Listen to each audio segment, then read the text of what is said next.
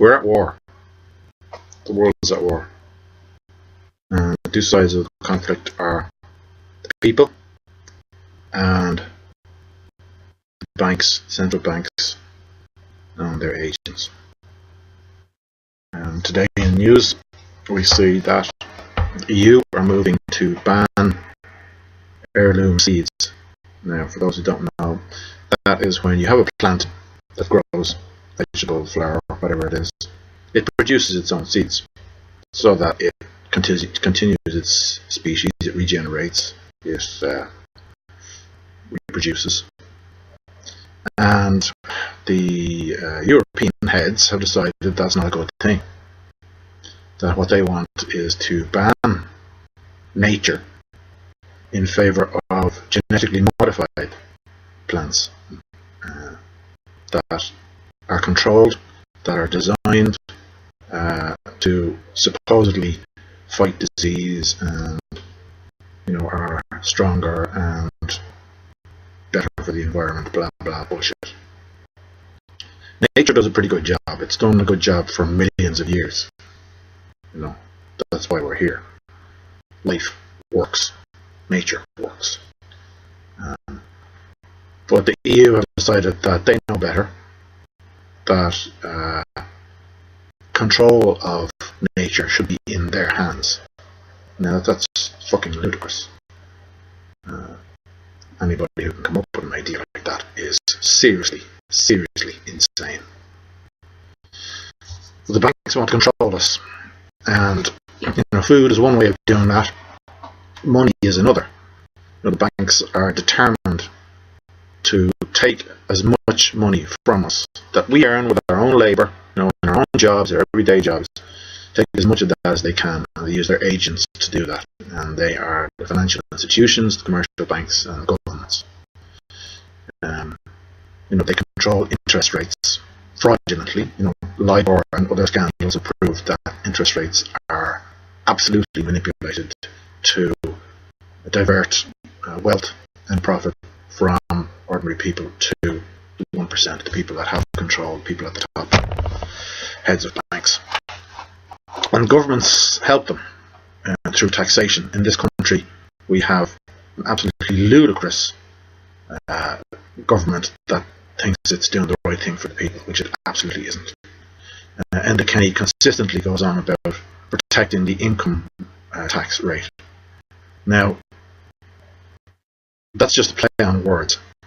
It's a lie. It doesn't matter if you increase the income tax rate, which affects your gross pay, or you maintain that, supposedly, but introduce taxes which take all of your net pay from you. The effect is the same. The ordinary man is left with less and less money in his pocket, and people are surviving week to week and day to day to put food on the table just to stay alive. The banks also have been given free rein, and in their own words, the words of the day are that they are being unleashed. They are being unleashed to effect the mortgage repayments that people are struggling to come up with. And if you can't meet your repayments, you'll be thrown out on the street. Now, initially, the government were happy to have a 12-month stay on that leash, if you like, to protect the families in homes who are under pressure to repay their mortgages. They would give them 12 months to come to an agreement with the bank, come to some sort of settlement, refinance themselves, sort themselves out, restructure debts, adapt to a very fast-changing economic situation, and take control so that they can live in their own homes. Now, unleash is a term that most people will have heard in the sentence. Unleash the dogs of war. That's what the government have done. We are at war with banks. People are at war with banks because banks control everything. They control the supply of money. Therefore, they control how corporations work. They control government. and they control the people. We have less and less money in our pockets. So the priority is shelter, heat, food. Now, the government want us to be happy enough, not to say anything, because it's our fault that if we can't pay our mortgages, the banks will throw us on the street. Nobody's protecting the people. The government are not protecting the people. That's their fucking job. Their job is to protect their people from corruption, from parasite business, from big finance, from exploitation, from financial oppression, from economic suffering. That's their job. But they're encouraging it. And they do that because they're the agents of the banks. And the banks are the dogs of war. And they have been unleashed on the Irish people. You don't have 12 months now to sort yourself out. You've got 2 months. If you can't do it in that time, you're out on the street. Now, these are the same banks and financial institutions that poured money into our economy, which resulted in a massive construction boom. That meant we had, massive hotels built all over the country, with massive office blocks, apartment blocks, shopping malls, housing estates. Most of these are empty now, but we are paying for it. They poured money into a system, into a black hole. They invested in something they thought would produce a return, and it never will. Not at this stage. It never, ever will. So they have to get the return from somewhere else. That's you and me. And that's not right. We're not to blame. 99% of the people of Ireland never benefited 1 cent from the Celtic Tiger. The people who benefited were the ones that were already in power, already had money to invest. The players, the big players. The Galway race set. And the government, refused to acknowledge that, refused to acknowledge that we had nothing to do with the Celtic Tiger. The ordinary man didn't have anything to do with the Celtic Tiger. The government had nothing to do with the Celtic Tiger. Bertie Ahern didn't create the Celtic Tiger. He got praise all over the world for the Irish economy and how it was growing and it was healthy and everybody was enjoying a great lifestyle and all that. He didn't do that. It was manipulated by the banks. They supplied cheap money. Now, economics is a natural thing. Supply and demand are natural processes. They work in tandem. They balance each other. There's equilibrium in a system that's allowed to function naturally. When you manipulate that, when you manipulate any system, it cannot function. It's not sustainable. It's not natural. Therefore, it will fail. And that's what's happened with the financial system here and across the globe. And it wasn't a mistake. It wasn't allowed to happen. It was actively put in place to happen. It was constructed. And the last 10 years, 20 years, we've been distracted. Absolutely distracted by things like Champions League football, X Factor, all that type of Hollywood bullshit. And we have to wake up. Because if we don't, and it may even be too late, if we don't, we are living in the world that Aldous Huxley wrote about in Brave New World. I don't think it's an accident that, for 20 years, the governments of the world, the States and the UK and even Ireland, have been talking about a new world order. Their new world order, they've left out the first word of it. Brave New World Order. It was a blueprint. If you read that book, it's all about control of the people. They control us now financially. They're going to control what we eat. They can control how we live through the money supply. We don't have the freedom we did 5 years ago. Nobody can afford now to travel, to see the world. We're prisoners in our own island. The Brave New World. It's a dangerous, dangerous concept, and it's absolutely been the blueprint for how things have gone and how they will continue to go. How long will it be before they decide to regulate human genes? Not just, plant genetics, but human genetics. I mean, it's absolutely a Nazi, fantasy that they're living in. And that's what the war is. And it's time for people to start kicking ass in this war. Other countries are doing it. Turks have had enough. Over a park. A city park. Countries in the Civil War. Other countries are the same. Brazil have 1 million people in the streets every night. Against corruption. Against 1%. And in Ireland we're still asleep, and more and more and more, I'm convinced a lot of it has to do with fluoridation of the water. Yeah, conspiracy theory, yeah. It's not. I suffered with emotional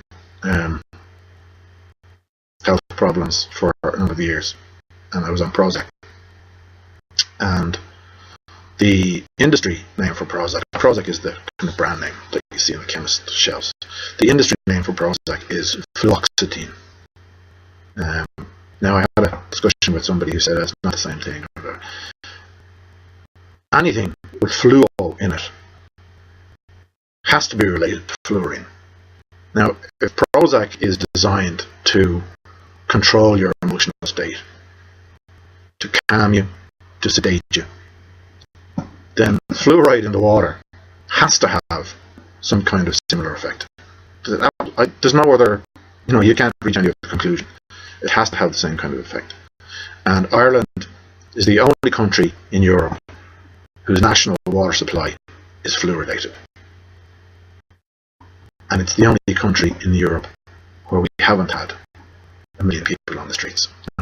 In Spain there have been protests. In the UK there are massive protests in the city centre in London. In Italy and all over the place, people protesting. In Ireland, I'm in a group that marches in Dublin City on a Sunday, every Sunday at noon, and we walk up Collins Street, the main street, and we're into our 3rd month now, and we still can't get more than 30 people to come march with us in a city of 1 million. And last weekend we saw thousands of Brazilian people, thousands of Brazilians, thousands of miles from their own country, protesting on O'Connell Street against corruption at home in their own country. And we have just the exact same corruption here, in government, in business, in finance. Nobody bats an eye. And we've spent 50 years joking about it. Oh well, politics is a stroker system. They're all strokers, and everybody, they're all rogues and terrorists. What can you do about it? It's a bit of crack or whatever, and we'll have a laugh. And it's not funny. It's absolutely not funny. It's fucking sickening. It really is sickening. And fluoride taken out of the water, I think, would have a massive impact on where this country heads. The reasoning for having it there is, well, there is no reasoning for it. What they put in the water is a thing called hydrofluorosilicic acid. Now, forget about the first part, okay? They're putting acid in the water. They're putting acid in the water. Why would they do that? So that we have nice teeth. Okay, I've never heard anybody say, Jesus, the Irish have great teeth. Or, you have lovely teeth, you must be Irish. What the fuck, it's bullshit, it's absolute bullshit. and so it's there for a different reason. And maybe, this war is a long-term thing. It's been planned for decades and decades. So what's to say? Okay, conspiracy theory coming up. What's to say that the fact that we have a fluoridated water system made Ireland the perfect place to set up a hub for the global financial crisis? Well, it's our crisis because we're struggling. It's not the crisis of the bankers, because they created it and they're in control of it, and they're still profiting from it. They're still making billions. Okay, the wealth is being transferred from the people to the 1%.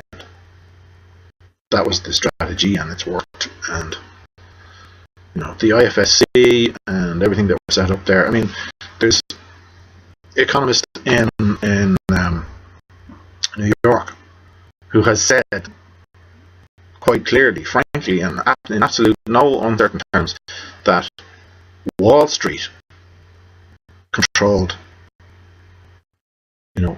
most of the financial instruments that were traded through the IFSC, and the bank guarantee and the bailout were forced on the Irish government by Wall Street, because if the Irish financial system failed, which it did, but was allowed to collapse, which they stopped, then Wall Street would fall. We've actually propped up the US economy. I mean, that's crazy. And because we're a sedated nation, it was, we were going to accept every piece of shit that was thrown at us. Like Christy Moore said, we're a nation of shit takers. Absolutely. Couldn't agree more.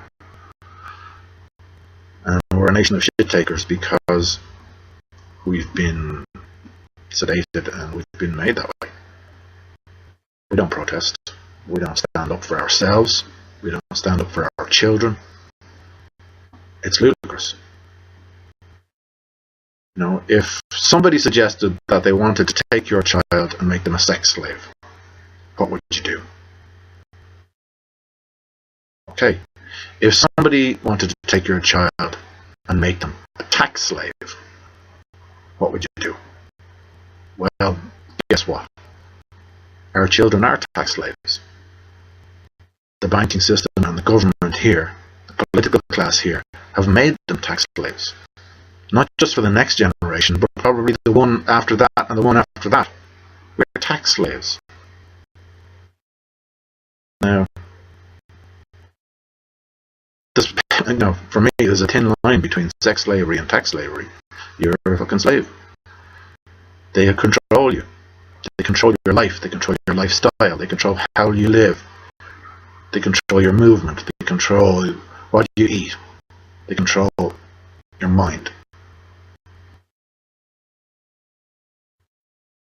Time to take the power back.